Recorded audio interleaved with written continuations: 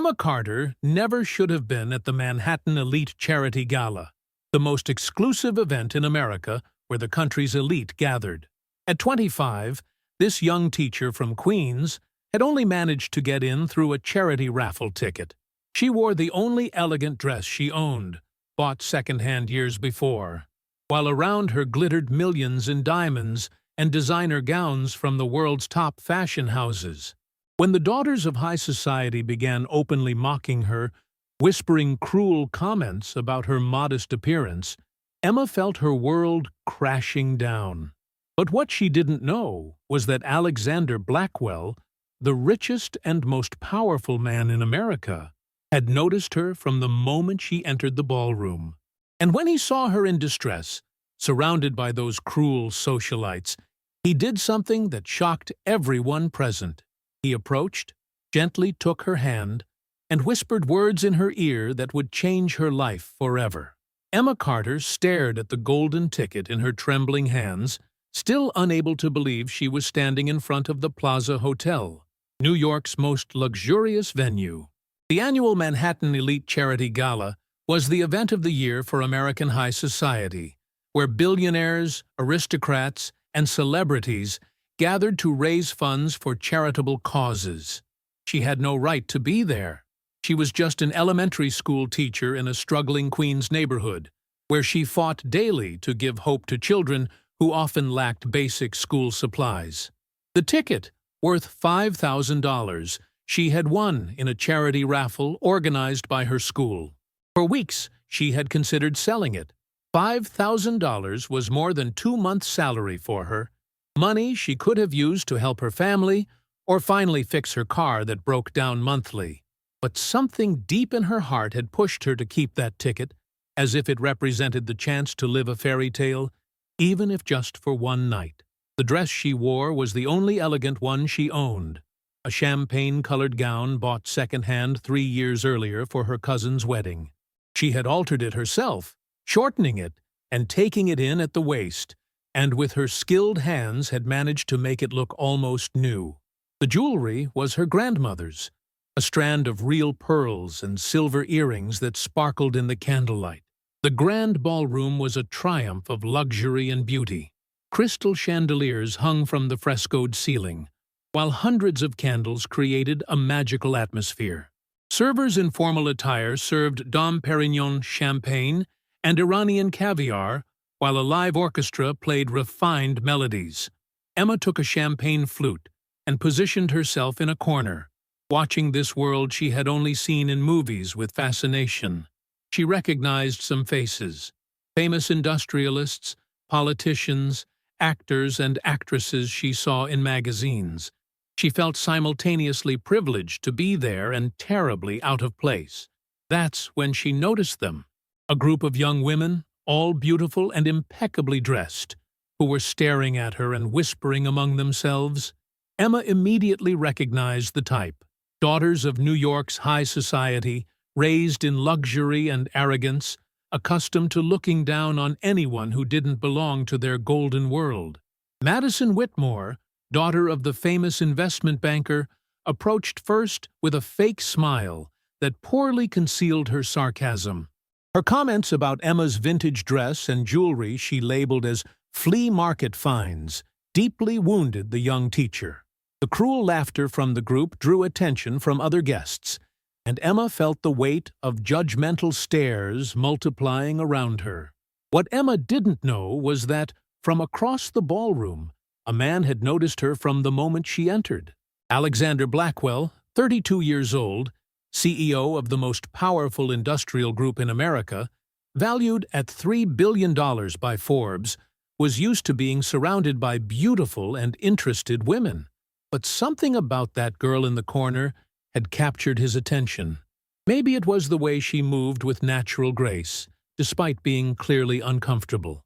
Maybe it were those eyes that sparkled with intelligence and sensitivity. Or maybe it was simply the fact that in a ballroom full of artificial perfection, she was the only authentic person. Alexander observed the scene unfolding with growing irritation. He knew those girls well, and their cruelty masked by good manners. When he saw Emma surrounded by those harpies, her face beginning to show humiliation, he made a decision that would change everything. Alexander crossed the ballroom with that natural confidence that only authentic power can give. He was tall, elegant, with perfectly styled dark hair and intense blue eyes. His tuxedo was clearly Armani custom-made, and he wore a Patek Philippe watch that cost as much as an apartment. What truly distinguished him wasn't the external signs of wealth, but rather that natural command presence that made heads turn as he passed. Alexander Blackwell was a man who had built his empire from the ground up, transforming a small company inherited from his father into an international industrial giant. He had noticed her from the moment she entered the ballroom. There was something different about her, something authentic that contrasted sharply with the artifice that dominated these environments. The way she moved, the natural grace despite evident discomfort, those eyes that observed everything with intelligence and sensitivity. While Madison Whitmore continued her venomous comments about unfortunates who managed to get invitations through charity raffles, Alexander reached the group. His presence was immediately felt by everyone. Laughter died down, voices lowered, and a tension-filled silence spread through the surrounding area. Madison and her friends immediately lit up. Alexander Blackwell approaching spontaneously was the dream of every high-society girl in New York. He was rich, powerful, incredibly charming, and, most importantly, still single, despite pressure from half the noble families in America. But Alexander completely ignored the group and addressed Emma directly with a warm and genuine smile. He asked if he could steal his companion for a dance, calling her that with such naturalness that it left everyone speechless. The silence that followed was deafening. Emma looked at him incredulously, not understanding if she had heard correctly. Alexander Blackwell, the richest man in America, had just called her his companion. Alexander approached Emma naturally, gently took her hand and leaned toward her ear. In a low voice, audible only to her, he whispered words that made her heart race wildly. He asked her to say they were married, to follow him in this game, promising he wouldn't let those harpies ruin her evening. Emma looked up at him, seeing in his eyes a sincerity that amazed her. There was no calculation, no personal interest.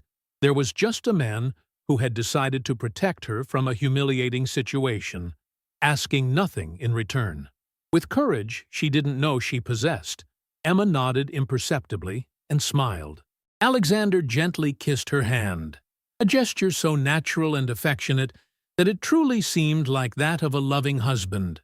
Without adding another word, he escorted Emma toward the dance floor, leaving behind a group of wealthy and powerful women completely stunned, and an entire ballroom whispering in disbelief.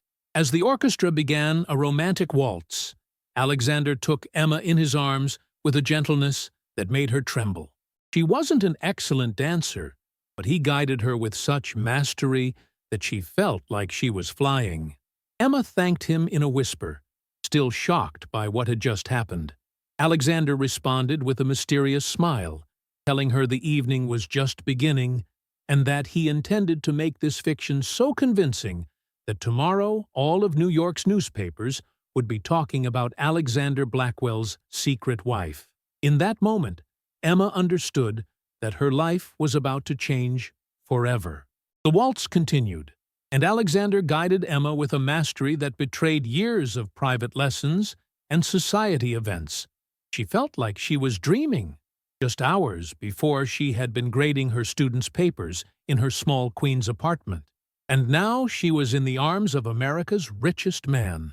Alexander calmed her by whispering for her to relax, constructing on the fly a convincing story of their relationship. 3.5 years of marriage he had established, begun with a romantic meeting in a Parisian bookstore. Emma listened fascinated by his ability to improvise credible details, from walks in Montmartre to a marriage proposal in Tuscany. Around them, a tension was palpable. All eyes were focused on them, and Emma could feel whispers spreading through the ballroom like ripples. Alexander Blackwell's name was on everyone's lips, along with questions about this mysterious woman no one seemed to know. Madison Whitmore and her friends watched them with expressions ranging from disbelief to pure envy. How was it possible that Alexander, courted by all the heiresses and models in Europe, was married to an unknown woman? When Emma confessed she wasn't sure she wanted all this attention, Alexander offered her an immediate way out. One word, and he would escort her out, pretending nothing had ever happened. But Emma, surprising herself, chose to continue. Alexander smiled and warned her that now came the most difficult part. When the music stopped, instead of letting her go, he accompanied her toward the center of the ballroom, where a small stage had been set up for the evening's speeches. Emma asked in alarm what he was doing, and Alexander replied that he was about to make her official. He climbed onto the stage naturally, and immediately all conversations ceased. When Alexander Blackwell spoke, everyone listened. With a clear and authoritative voice, Alexander shared with those present a personal joy he could no longer keep secret. An absolute silence fell over the ballroom while Emma felt her blood freeze. Alexander presented Emma as his wife, married in great secrecy 3 years earlier. He explained they had kept the relationship hidden to protect her privacy and allow her to continue her work as a teacher with underprivileged children. He described his pride for a woman who dedicated her life to education, emphasizing how they didn't want notoriety to interfere with her mission. Camera flashes began lightning like strobes, and Emma understood there was no turning back. Her photo would be on every newspaper in America the next day. Thunderous applause filled the ballroom, but Emma could barely hear the sound.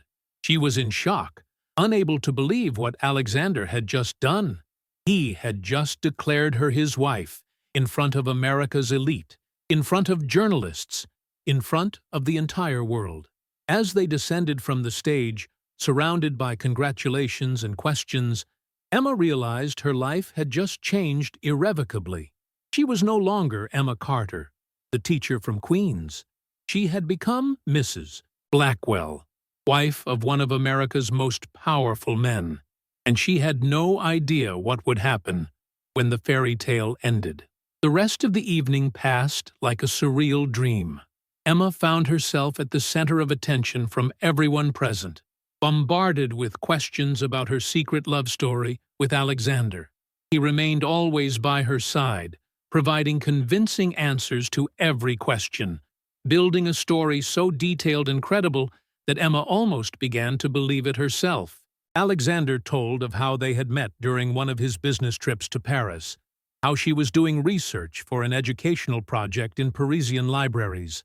He described their first date in a small café near the Seine, long nighttime walks through the streets of Montmartre, the spontaneous marriage proposal during a weekend in Tuscany. Emma listened, fascinated. He was a born storyteller. Enjoying the story?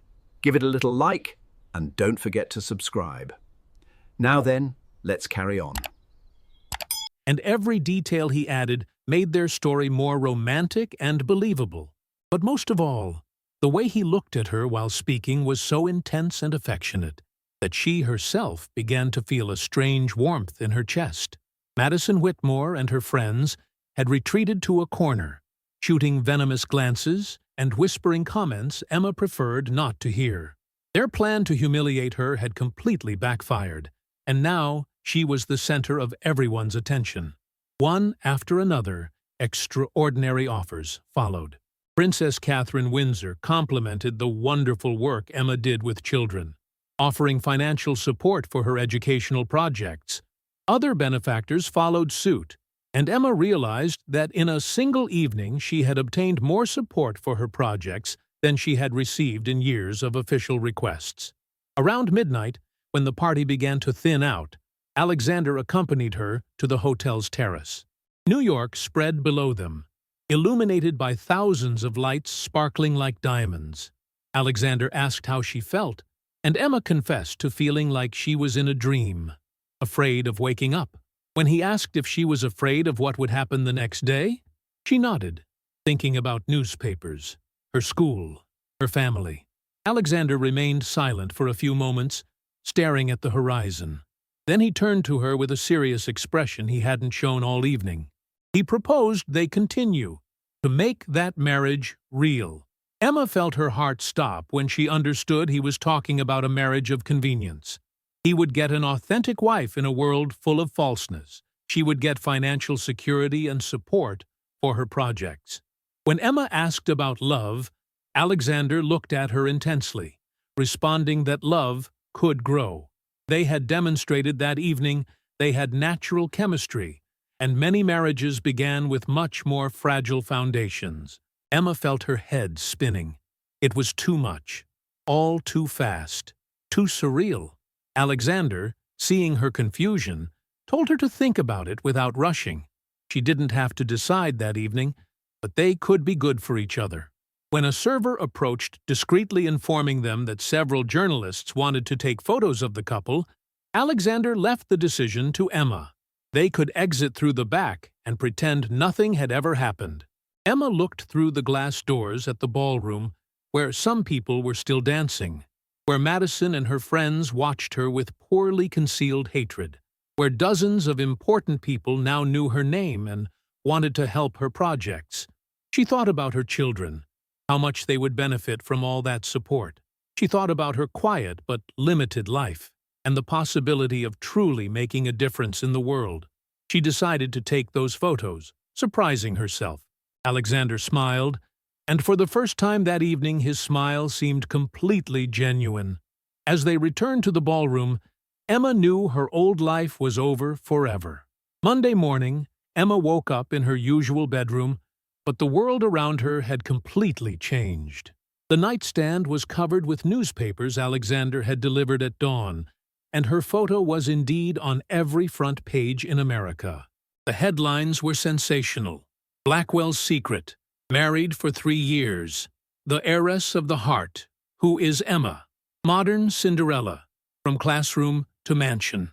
Emma flipped through the newspapers with growing anxiety, realizing how much her life had already changed irrevocably. Journalists had done their research, publishing details about her school, her neighborhood, her family. She was exposed, vulnerable, under the spotlight of all America. The phone rang incessantly with calls from journalists, curious strangers, old acquaintances who had suddenly remembered her. At exactly 10 o'clock, the intercom buzzed. A uniformed driver waited for her with white roses and a note from Alexander inviting her to breakfast at the Carlisle Cafe. The ride in the Mercedes to Manhattan was surreal for Emma, accustomed to public transportation. Alexander waited for her reading the Wall Street Journal with Olympic calm. When he saw her enter, he stood up, kissing her gently on the cheeks, a gesture that didn't escape the photographers stationed outside. Emma confessed to feeling confused and overwhelmed by everything happening.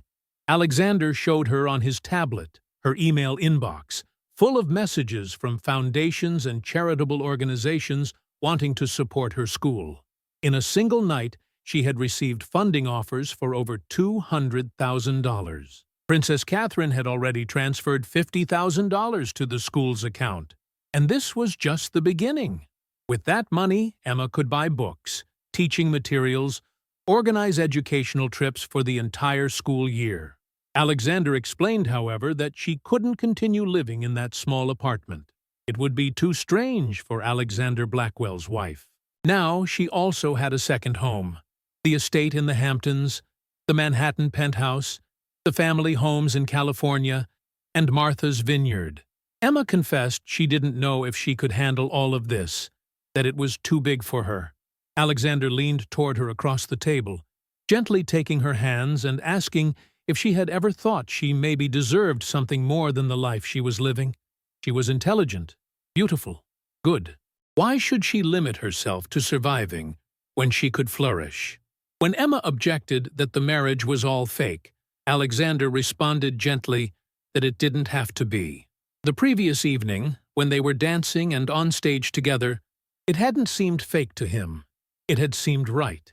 Emma asked what would happen if it didn't work out, and he promised a civil divorce with enough money to be independent forever. But if it worked out, They might discover that love can grow from even the most unexpected contracts. Emma remained silent for long minutes, observing Alexander and weighing his words. Finally, she established her conditions: continue teaching at her school, no pressure on feelings, freedom to leave the situation without drama, and most importantly, she wanted Alexander to meet her children to understand what was truly important to her.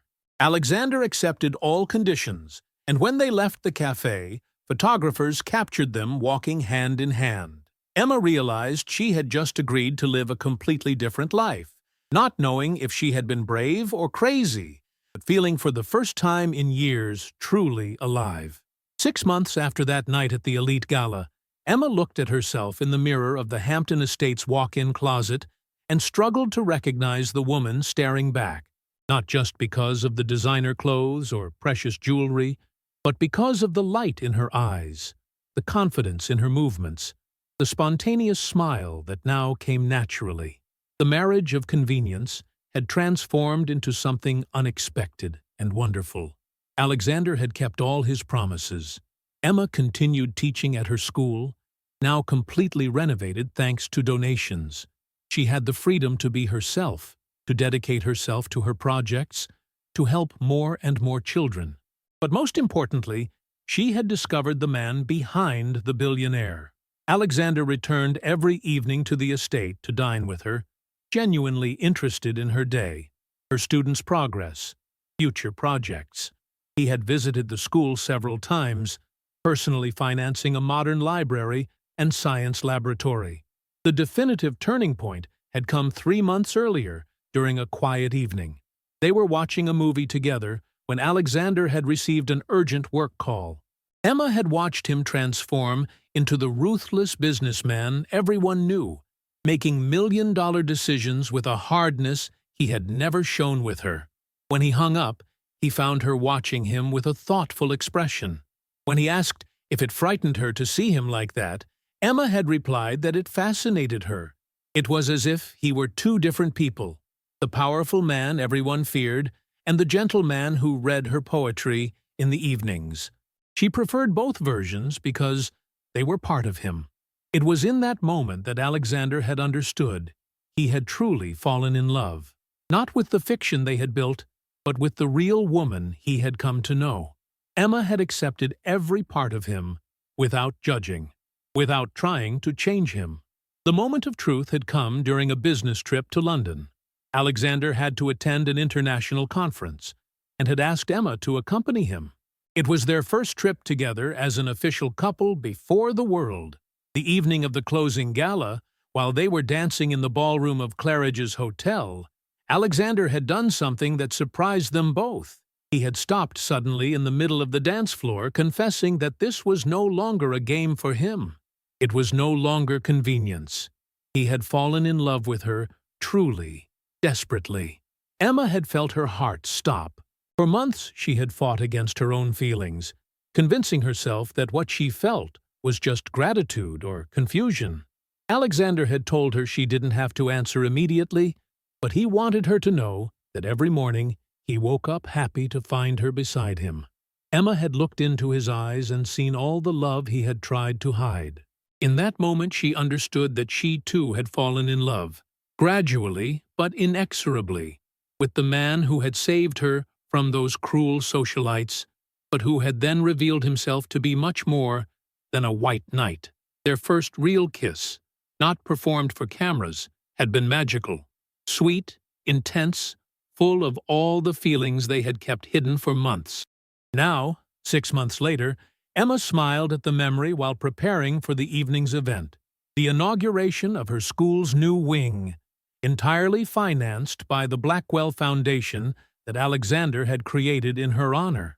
Alexander appeared in the doorway, elegant in his tuxedo, asking if she was ready. This time the title of Mrs. Blackwell sounded natural, right? As they descended the estate's stairs, Alexander asked if she ever had regrets about how it all began. Emma thought about that evening 6 months earlier, the terror she had felt, the humiliation she had almost suffered, the leap of faith she had taken, trusting a stranger.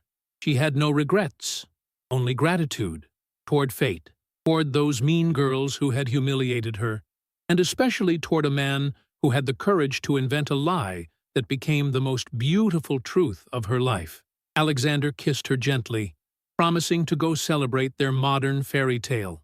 As the car took them toward the school where hundreds of children waited to thank their special parents, Emma looked at the diamond ring she now wore with pride. Sometimes, the most beautiful stories begin precisely in the most difficult moments. Madison Whitmore and her friends had thought they were ruining her evening, but in reality, they had given her the life of her dreams. When that evening, Emma cut the ribbon of the new library dedicated to underprivileged children, with Alexander by her side and dozens of smiling little faces before her, she knew she was exactly where she belonged. Because sometimes all it takes is a whisper in the right ear to completely change destiny. And sometimes the most beautiful love grows from the most courageous lies. Like if you believe true love can be born from the most unexpected situations. Comment which moment of the story moved you most. Share to inspire those who still believe in modern fairy tales and happy endings. Subscribe for more stories of love that triumphs over social conventions. Sometimes those who try to humiliate you give you the chance to soar higher. Sometimes, a courageous lie becomes the most beautiful truth of life. And sometimes the most authentic love is born when you least expect it, in a ballroom full of falseness. Because true love doesn't look at social differences, but at the beauty of the soul.